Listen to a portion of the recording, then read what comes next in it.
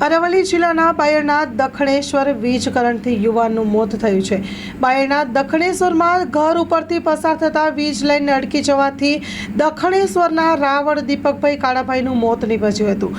દખણેશ્વરના લોકોના જણાવ્યા અનુસાર જીઈબીમાં કેટલીક વાર રજૂઆત કરી હોવા છતાં પણ ચોમાસામાં જીઈબી દ્વારા કોઈ કામગીરી કરવામાં કે મેન્ટેનન્સ ગામમાં કરવામાં આવ્યું નથી। ત્યારે ઘરને અડકીને જતી જીવતી વીજ લાઇન હતી અને એક દખણેશ્વરના આશાપદ યુવાનનો ભોગ લીધો હતો। ત્યારે બાયડ પોલીસને જાણ કરાતા પોલીસ કાફલો ઘટના સ્થળે દોડી આવ્યો હતો। પોલીસે લાશને પીએમ અર્થે મોકલી આપવામાં આવી છે। પોલીસ દ્વારા વધુ તપાસ હાથ ધરવામાં આવી છે।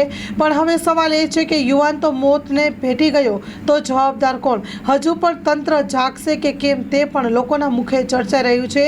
ત્યારે સત્વરે તંત્રને જાગૃત થવાની જરૂર છે।